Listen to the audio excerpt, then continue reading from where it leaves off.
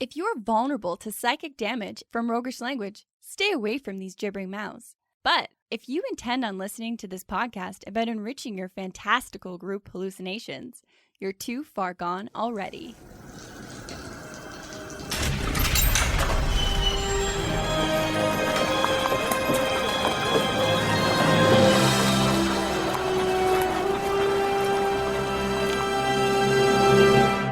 Your next familiar is going to be an unforgettable element of the party, and here's why. In this episode, we're finding answers to how can we weave our familiars into the narrative of our games without overdoing it? And what could inspire co-players to see your familiar as something to interact with? And what are pets without accessories?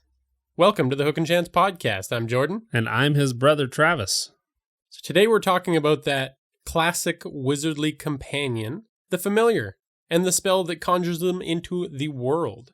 You know, I've always thought that familiars were an interesting and engaging character option, though I've always been generally too intimidated by having to build a whole other character.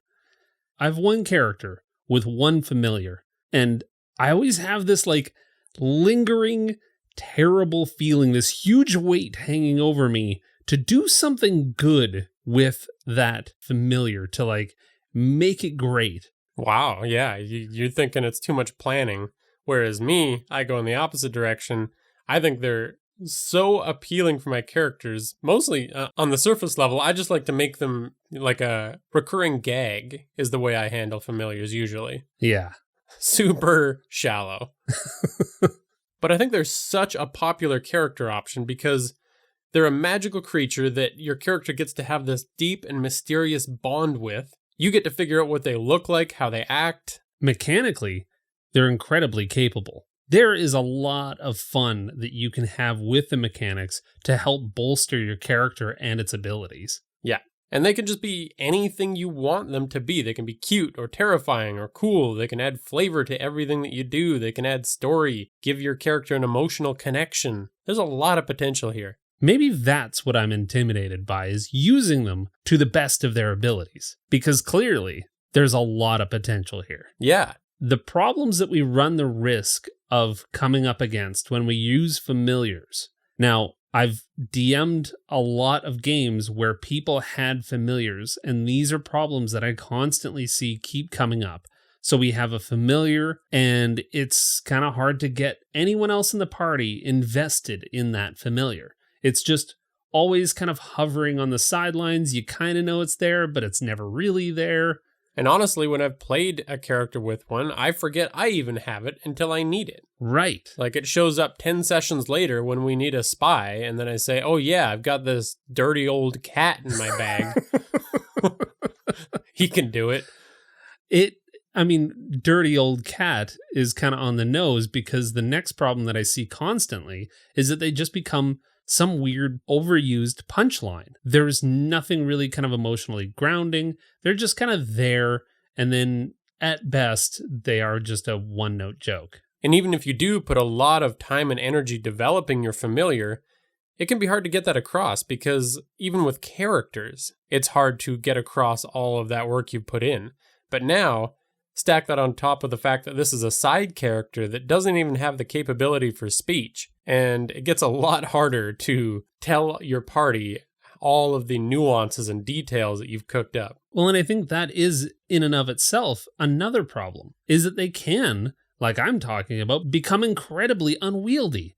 Now I gotta, if I really want to make an emotional connection with this creature, I gotta think of a backstory, and it's gotta, it's just gonna become more of a problem than it's really worth.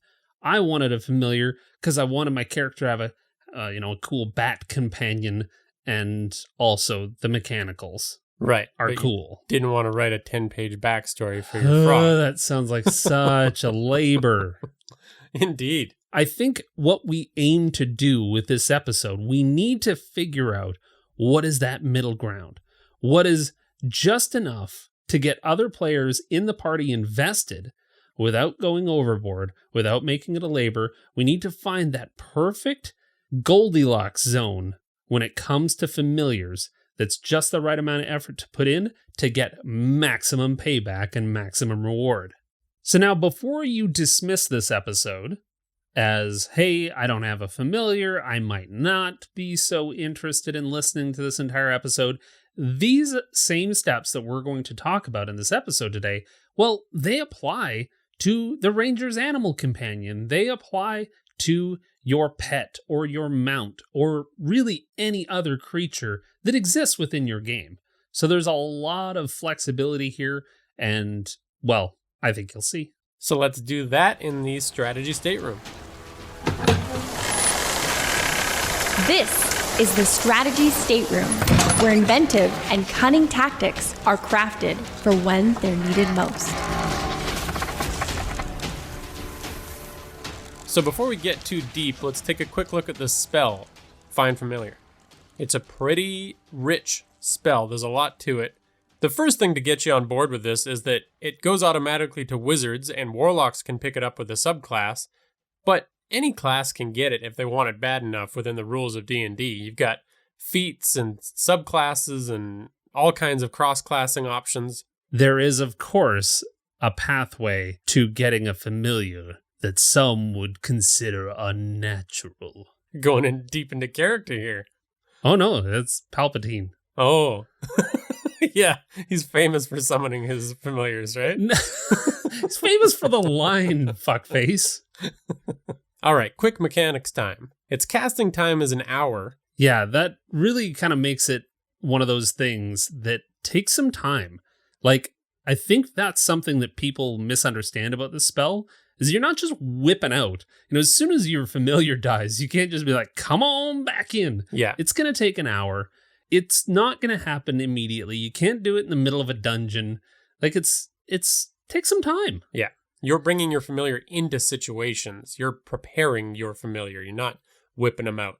Right. And its components are kind of neat because its material ones actually have some flavor to them. 10 gold pieces worth of charcoal, incense, and herbs that must be consumed by fire in a brass brazier. And again, it's not just a cast as many times as you want. Like, these are all components. If you're dealing with spell components, if your DM cares. Yeah. But it is important to note that this takes some time, this takes some resources. 10 gold pieces is kind of a lot when you're lower level. Yeah. This is not just go willy-nilly, go ham. Because you could find a rat in the street for a lot less than 10 gold pieces if all you're looking for is a pet. Yeah. But a magical companion costs some scratch. Right. And into the spell, you gain the service of a familiar, a spirit that takes an animal form that you choose. The options here are fun, but endless. Bat, rat, crab, frog, hawk, lizard, octopus, owl, poisonous snake, fish, rat, raven, seahorse, spider, weasel. And it actually goes on. As soon as you add the warlock subclass pack to the chain, then you get imp and pseudo-dragon and fairy, and I don't know, there's quite a few. Yeah, and it does specify that the creature is actually a celestial, fae, or fiend, your choice, instead of a beast. However much spice you want to put on that is up to you.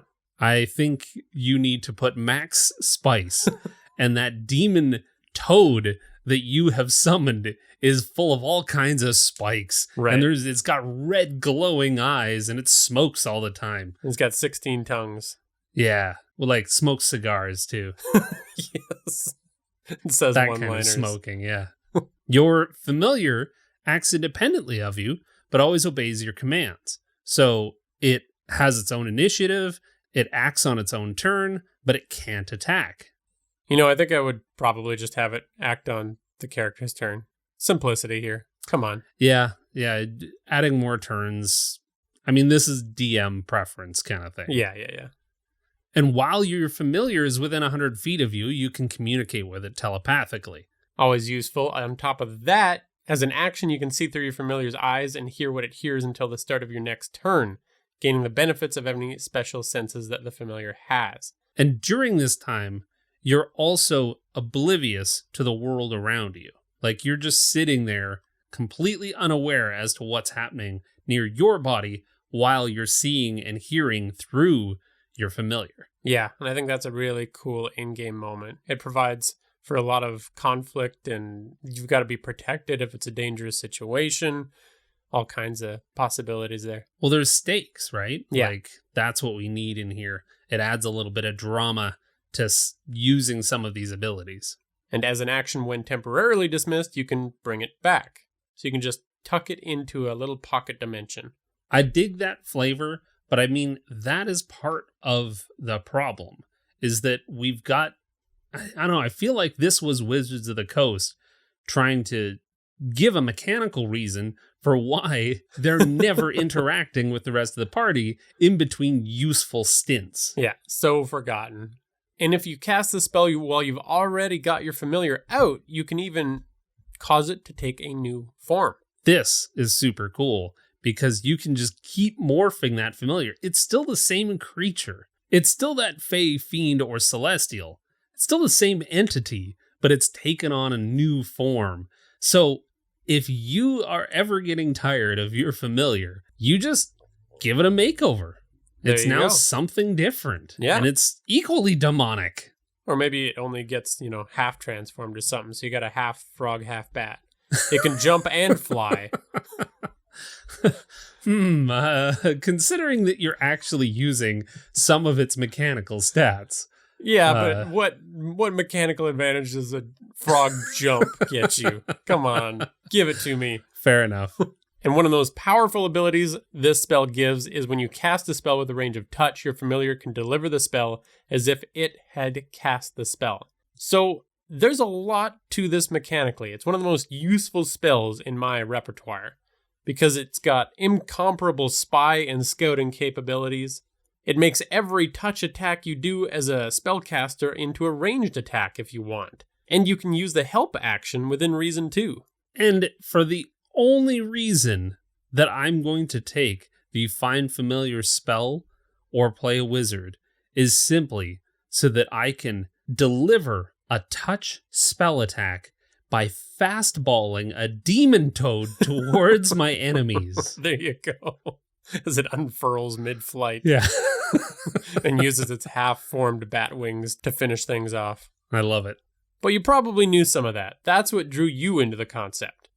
So what we want to do here is make your familiars so much more than just that tool and really bring them to life in the game. Well, I think we need an example. So you alluded to one of your characters earlier, but I think we should stick to that throughout the entire episode. Sounds good to me. I very much like this character. Why don't you give us a rundown of who Engen is? Well, he's a cautious arcane trickster rogue. That's his primary character trait that we're going to be talking about. But he's an outcast of Goliath society because he's got no markings, and he just didn't really fit into the whole macho brute mentality. He's kind of a chicken shit. Yeah. He's absolutely terrified. He takes a lot of safety precautions, and before descending the mountain, he will fully and completely create himself his own harness out of rope. Yeah, as all the other heroes are rappelling off the edge. He's very cinematically, he's just, careful, easy does it, one step at a time. That gave him real heroic moments when he stepped outside of his normal behavior. Ooh, see? Sounds like we walk our talk sometimes. Yeah. But let's talk about his familiar. His familiar is a trash cat. Yes, that's correct. It's a patchy, ugly, disgusting cat, as is most of your characters. They usually have this like down and out kind of flavor. They're either doddering old folks or they've got something. They've got some malady. Yeah, I've got a type. But yes, his familiar usually took the form of one of those naked cats. Maybe he's got some patches of fur left. Yeah. Not sure if it was born that way. Yeah, it's not a Sphinx cat. It's a cat with mange. Don't get the two confused. Well, he's not a very good magic user. He's usually only able to bring diseased and ill familiars into the world. Okay? It's not his fault. He's doing his best. Well, in order to really punch up your familiar, we're going to go through a couple of steps. We're going to determine a relationship type. Then we're going to give it a trait that you can lean into. We're going to engage it with others in the party. And then we're going to determine its story. All right. Sounds like we can do this. Let's start off with determining that relationship type. So to keep it simple, we want to consider one of two goals for our familiars. Goal 1 is, does it want to help the character? Or goal 2, does it want to be dismissed by your character when it's brought into the world? And sure, you could go in a lot more directions than this, but if you start with this, you can kind of develop it through the game. Yeah. Now, I do want to point out, the vast majority of familiars are probably there to help your PC. You know, they're there to help your character accomplish its goals. Let's hope that the vast majority that you summon are kind of like you. Right. They've got some element of you in them, kind of thing. Yeah. Like, they're there to help. Absolutely. They're not going to work against you or the party. Don't do that for comedic effect because you have to be on board. That being said, I do love the idea of a begrudging familiar. Yeah, right? It creates a lot more conflict that's just there for you to tap into as a player. So I think for Engin, he's going to have a begrudging cat, absolutely. Because like I said, he's kind of new to the magic that he's exploring, so this kind of just makes sense. He'd always be trying to get it calmed down as it went into a little ball of chaos after it came into the world. I like that. It's like pulling a cat out of a bag that's been recently shaken. Like, that cat is coming out hot. Yeah. It is, just guns blazing. It's got the zoomies for sure. Yeah, it's probably scratching you up a little bit. It might attack you very briefly. Yeah, totally. Engin is a cat owner that's got tons of scratches. He doesn't know how to... I love, that like some people like, I love my cat. The cat folks are always like, I love my cat and I would kill for him. Mm-hmm. And then there's other cat folks that seem to be being held hostage by their own pet. Like, they've just got scratches. Like, are you okay? Like, blink twice if you need someone to come and rescue you from your own cat. There's no professionals to turn to in this situation. I can't call the cops. I can't call a doctor. They're What just do I do? covered in scratches and nicks and bites. Yeah. Yeah. That's him. He'd try to speak calmly, get low, all kinds of tactics to win it over after it comes into the world. I just love that this cat hates him. Like, this is one of those situations. It's kind of like, C-3PO and R2-D2. Your character is the stuck up, like, I'm going to do things the right way. And this cat is just like, I mean, I can come or go. I'm here. You brought me here. You've got some kind of intent, but like, I'm my own creature. Yeah. R2 has always had, the entire plot figured out in R2's brain. C-3PO is usually dumb to it. Yeah, that's true. And, if C-3PO happens to be at that story moment, R2 is going there regardless because he knows how this is supposed to play out. The cat that's staring down the owner, twitching its tail, and as soon as the owner goes for it, it just darts.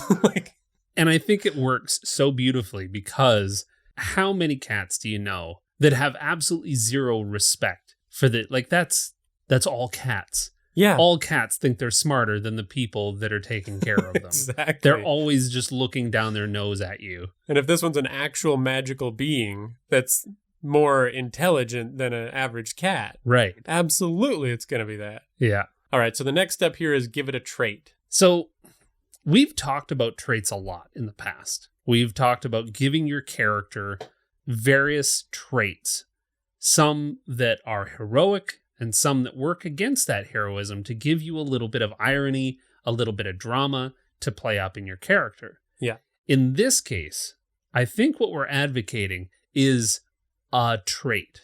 Like, this is where I tend to go inadvertently of going, oh, I'm going to make this thing really dynamic.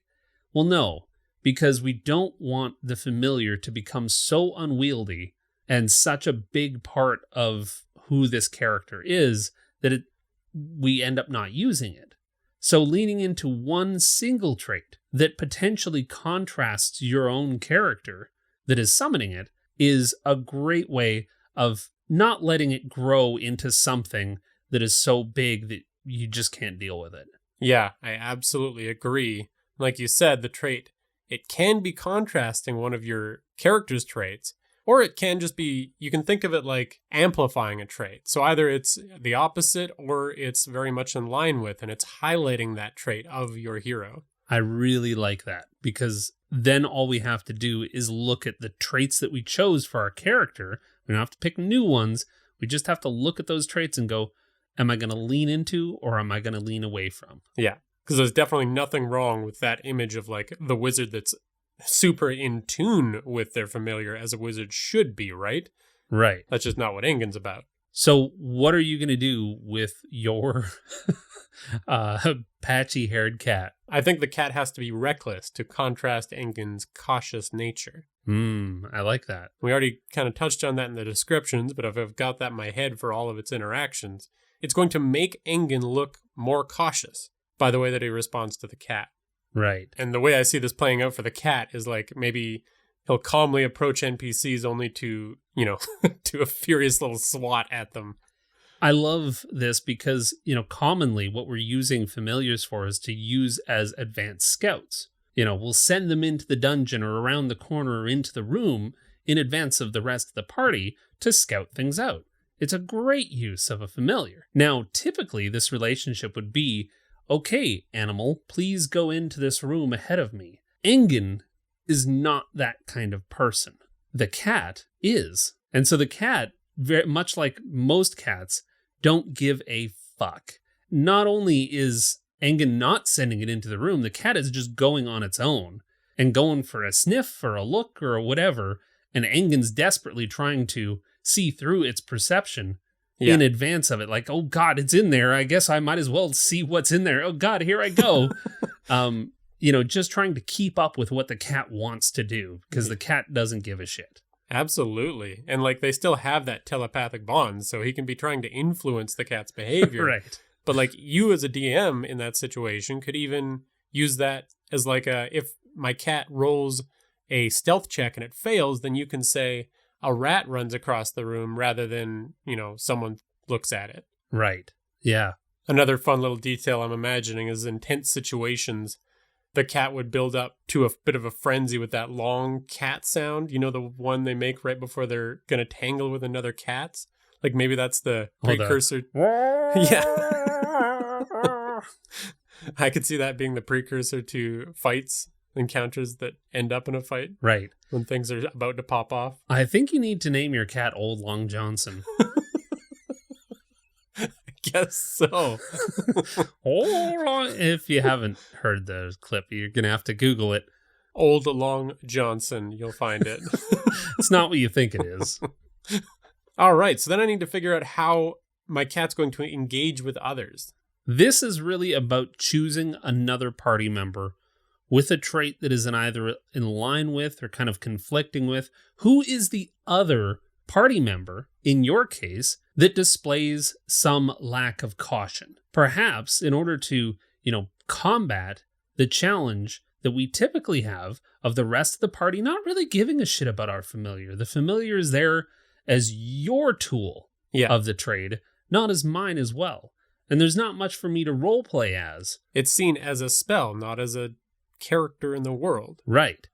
But if you choose one particular other party member, let's say the rogue, who acts without a lot of caution, that cat has a lot of respect for the rogue now. And now you have a lot of roleplay options to say, yeah, the cat is actually going to sleep with you at night, not me, because it really doesn't like me. And in dangerous situations, I can still be playing Engin as cautious, but I have the ability now to engage with the rogue who's being very bold and brash and going into places he shouldn't. Well, the cat's right there with him. The cat is going to deliver your touch spell attack in defense of the rogue the next time the rogue gets into trouble. Yeah. And I even like this because often in games with familiars, you've got a choice between sending in the rogue or the familiar. Well, if we lean into the roleplay of it a bit more, they can go in together and they can actually bolster each other's skills. I can be reporting to the rest of the party. Cat's on the rogue's shoulder. They're going in together. Right. And now we're helping the party, at least some members of the party, form a bit more of a bond with our otherwise incredibly forgettable familiar. And it even pulls Engin into those situations if things pop off because he's trying to save his cat. Right. With cautious characters, you often have that danger of, they need to have a reason to engage with the story. The cat gives Engin a reason to always engage. Correct. Yeah, that's a great point. So the next thing we need to do is figure out how it comes into this world.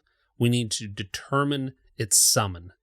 Right, and that first time you cast the spell, like we've talked about with other spells, is probably going to be a moment. When you introduce a new ability, there's a lot you can do with it, but then after that, you kind of need to create a shorthand, something interesting that lets everybody know that, okay, the familiar is here. Right, so the very first time we get the Find Familiar spell, and we summon this thing into the world, we're going to go over the top. We're going to describe the celestial rays that allow this thing to come into the world, or that it steps through a rainbow that you cast, or something. Like, we're going to add a lot of flavor to that spell. But, like you say, if we are continuing to do this every single time we summon that creature, that might get a little bit repetitive, a little bit boring. So that shorthand, I feel, is really, really powerful, as it's a whistle, or it's a part of that ritual. But now we can just do the shorthand to build up the anticipation. Yeah. I think what we're kind of going for is, once the party has seen that initial spell cast, that incredibly detailed, you're going to add a lot of pizzazz in there, but then you're going to take one detail of that ritual, and that will be your summon every time from then on. And this really helps the rest of the party get excited and get jazzed, and oh shit, the cat's back. Yeah, absolutely. A couple of things that might spark ideas for your familiar are, like, is it a smooth or a chaotic process? Is your spellcaster in control of the situation, or is it magic hardly contained? Like, if you've got a warlock and you're bringing in your familiar, this might be a terrifying process. Yeah, is it like a portal that's crackling with energy and like shooting off beams as the demonic raven flies through? Well, definitely, especially when you have to cut your own hand every time and drop some blood into that brazier. And does it leave the familiar frazzled or ready for action? I think it's something to think about. Like, is it sprinting or flying into the scene in an epic way, or is it tumbling into the scene because you just pulled it from whatever it was doing? From whatever reality. Yeah, I love that. So for Engin, of course, you know the direction this is going, but the spell is kind of janky. So the original spell, I think, I'm picturing a bit of a dome he sets up. He sets up the perimeter where the cat's going to come into existence. And this whole spell starts with its bones. And it's starting to inhabit its physical form from the very start. But these bones are kind of like pacing around the circle. I like it. Its bones animate. Yeah. Right. And so I can see when Engin needs to bring it back into the world, he's got a cat skeleton on him at all times, and he kind of hucks it out like a Pokemon, but it's just bones. And then, yeah, like you say, as that magic ritual takes place, which the spell casting takes an hour to complete. Sure, its coming into existence is instantaneous. From its pocket dimension where you tucked it away. Right. But summoning it takes a long time. So you've got this cat skeleton that's pacing around underneath, what is it, like a cage, you're thinking? I'm thinking kind of like a very rough magical dome that's energy is like, it's going in and out. Okay, I see. As you're watching it pace, its tendons are starting to form. Yuck. Yeah. And it really does set up the cat as a more malevolent creature. Like, it's kind of foreboding. It's kind of creepy. Whereas if you were trying to do any other kind of familiar, you might find a more charming process for this to take. For sure. Absolutely. Not very nice. If Engin wants to pull it out of its pocket dimension while the rest of the party's having a chat, he's taking his little cat bones and like propping them up and starting to build his cat. I like that. Well, I don't know. I think that we have a lot more than just a regular cat summon at this point. But not so much that it feels overwhelming to play. Right. And the reason it doesn't is because we've broken it down into those really, really simple steps. So we want to, 1, determine a relationship type that it has with your character. Number 2, you want to just give it a single trait. Number 3, figure out how it engages with someone else or multiple people within the party. And then 4 is determine its summon. What does that look like? And as a reminder, you can use these exact same steps to flesh out a pet that you have or your mount. Like we mentioned in the beginning, these same steps can be used in a lot of different ways. Totally. The ranger's animal companion. Right. And after you do those basic steps, that's where all of that flavor starts coming to mind. And there's so many options and potentials. So we're going to dive into a little bit more of that in Grandma B's Schoolhouse. Folks come here to Grandma B's Schoolhouse to gain knowledge and apply the history of their realm. So you typically do most of our research. I know Grandma B's Schoolhouse is generally just a vehicle for us to talk about weird facts that we found in the process of writing an episode. Yeah, sure, whatever. There's a point to it, Travis.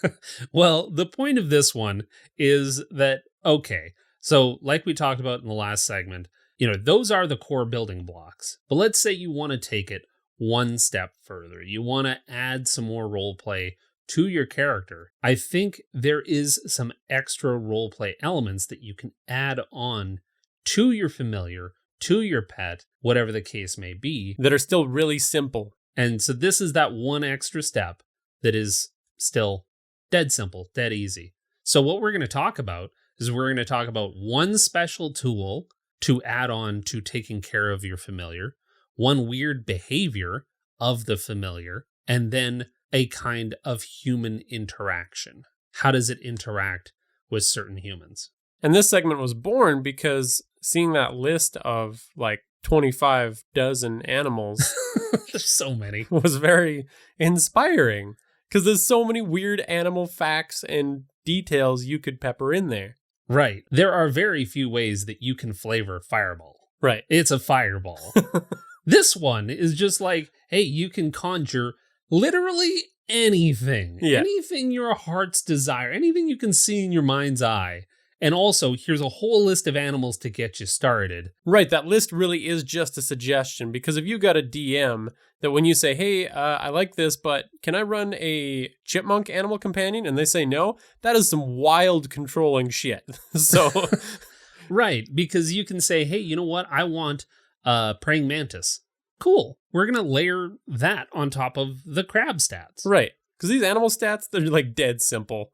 There's nothing to them that is game breaking, so don't worry about that part of it. Yeah.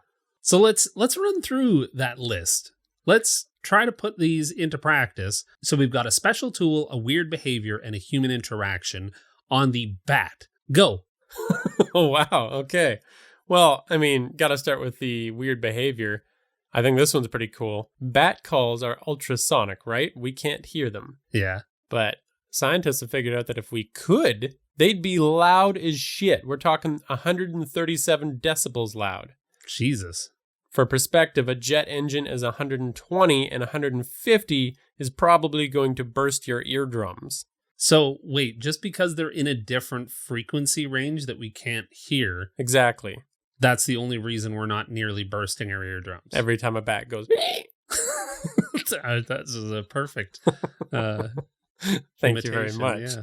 For a special tool, bats have a special need for when they sleep. You need something cavernous for them to sleep in, to be comfortable. Yeah, and I think bird cages drive birds insane, but for a bat, that might work out. It's a bird cage or your butthole. Gross. Moving on quickly. Let's not let Travis talk about that. Guess what I have roosted in my keister? God. And a human interaction with a bat isn't that, but it might be something like rustling and nestling into people's hair. That's great, because that's one of those things that allows every other character in the party to have an opinion on. They can each choose how they want to interact with it in that sense. You know, you might have some characters on the team that hate it. Yeah. When that bat crawls up the back of their neck and just tries to hang inside their hair and stay protected and dark. Yeah. Or you might have someone that, of course, loves it and is totally cool with the bat hanging out there. Party druids. Yeah. For sure. All right. Okay, cool. So moving on, we've got Cat. We've talked this entire episode about Cat. How much more do you really have to add? Well, I mean, I just want to throw in that Engin's cat could definitely be one of those violent gift givers to the different party members. You know what I'm talking about. Yes, I do. Viciously disemboweled animals as gifts. Jordan and I grew up for a time living on a farm in rural Idaho, and we had a farm cat that left me dead mice for me to step in every morning on the floor right in front of my bed. One of Travis's traumatizing early experiences in life. I'm glad we opened that door. Yeah. Thank you. As a special tool for the cat, I know this from personal experience, but when you got to get the cat's attention, you need one of those toys on a wand so it dangles from it and you can move it much faster, right? Oh, yeah. So that's kind of to like lure it back in for Engin at least. Got it. Or a laser pointer of some kind. You're probably a wizard, right? Prestidigitation. Yeah. Pulling it back. Yeah. I mean, you could even, for that wand, you could ask your DM for the stats of a whip and actually use it as a weapon. Yeah, that's true. It doubles. I think we could spend I don't know if we have enough time to go into every creature. This is going to be a long episode. So one thing that you can think of for crabs. Crabs have one bigger claw, and they wave them around to threaten enemies and attract mates. They can also regrow their claws, which I think is kind of neat. Really? Yeah. I didn't know that. But I see this as the source of their magic. I mean, if I had a crab familiar, I'd have those claws glow, and when I cast spells through the crab, that claw would glow and pop off, and the crab would kind of just like scuttle away. I like it. It's just like comes in, detonates, and then leaves. Good. For frogs, I would be over the moon if the whole party just kind of got into licking toads and getting high on downtimes. Frogs have magic on them in the real world. Yeah. They got that. Yeah, you lick toads to get high. Psychedelic ooze. Hawks have a tool built in because you've got falconers that have those really badass big gloves. And you've also got the hawk hood that you could work into how you summon them or send them into your pocket dimension. Right. Finding a way to work that falconer's glove right into your armor, that's a really cool way of doing that. Yeah. And also going and fetching you and your party dinner is a great way of adding that interaction into the party. Of your character asking some other party member, what do you want for dinner? Do you want rabbit or do you want fish? Yeah. Because the hawk's just about to go and get it. And it's worked into your downtime. It's a part of your party's routine. Right. I like that. I mean, the octopus, just go and watch My Octopus Teacher. If you don't have ideas coming out of that documentary, I don't know what to do for you. But, stuff that comes to mind right away, as far as like an interaction, what about shifting wild colors? Like they're able to do that camouflage and they do it really quickly. And to explain why, for some reason, your octopus is far more perceptive than your own character. When that octopus passes that perception check and gets a 20, whereas the rest of the party whiffs, it starts flashing all kinds of colors in the little jar of seawater that it sits in, hanging off your hip when it's not in use. Nice. Yeah, I like that. That'd be a cool wizard. Every one of these animals just evokes, like, imagining it on your character. It's just so cool. Yeah. How does it live? And I know that you can dismiss them with just a quick single action, but is it more fun to keep them around? Yeah. Is it more fun to get them to interact with the party and really start to lean into their personalities? Because if they actually like their familiar, they would only dismiss them when they had to, whenever there's a no pets policy in a restaurant. Right.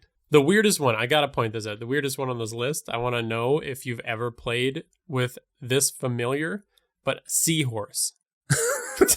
Tell me how you pulled that one off. At least an octopus seems fairly versatile. 8 legs, it's doing all kinds of stuff, it's highly intelligent. I mean, the idea of this seahorse just hanging out on your hip in the same kind of scenario as the octopus in a jar of seawater, you're right. What is that seahorse really doing? And when it's not in that little bag, like, sure, if you're underwater, it's jetting around, but like an octopus, I can kind of see being okay on land as a magic creature. It's got the limbs to move. Yeah. But a seahorse. Seahorse is, I mean, the same is true for the fish. Sure. Is that, yeah, oh no, I guess you're right. Quipper. You can do a quipper. Seahorses are just absurd creatures. Deadly in the water, flopping around with this little jaws snapping on land. Yeah. Maybe you've got it on a rope and you're using it like one of those martial arts weapons that you fling out. Nice. That's all I got. Right on. Well, I really don't know that we have the time to go through rat, raven, spider, weasel, and the multitudes of other styles and flavors that you could throw on top of your magical, wonderful familiar. But I hope that that gave you more ideas on how you can make your familiar more interactable, more a central part of your party, and more a part of the story that people actually care about, that people are worried about. And make your character more interesting too. And now we started doing something a little new when it comes to writing, because our patrons are oh so wonderful and oh so filled with their own great ideas. Yeah. Much more clever than us in some regards. Many regards. Many regards. Most regards, really. So what we wanted to do was draw some of our patrons in to the actual creation and writing of the episodes. So now, on our monthly patron exclusive hangout, we start to ideate on what we're going to talk about in some of these episodes. We start to build the basic foundations of what these episodes become. So thank you very, very much to the 3 contributors that attended this particular session on Find Familiar. And thanks for all of your ideas and thoughts and feedback. Lila G, Leprechaun, and Dangerous Marmalade. Thank you all so much for joining. And as always, a huge thank you to all of the patrons that help make these episodes possible with their support. And a special welcome to a new patron. Thank you for throwing your hat into the ring and helping us make these episodes. Victoria O. And to our regular patrons, Josh M. DM Thunderbum. Marley R. Gar the Pirate. Time Warp. Nico Y. Zach G. No Ma'am. Michelle T. Alan E. Felix R. Chris F. The Senate. Lucas D. Lila G. The GM Tim. Thomas W. Tyler G. Ty N. Heavy Arms. Eric R. Aldrost. Leprechaun. And Will H.P. Thanks to Tabletop Audio for the sound effects that you heard in this episode. You can follow us at Hook and Chance on Twitter, Facebook, Instagram, and Reddit. You can join that awesome community of players and DMs by joining our Discord or becoming a patron. And talking about your familiars, letting us know what moments help them so we can do it better. Thanks for listening, and your butt is not a pocket dimension. Gross.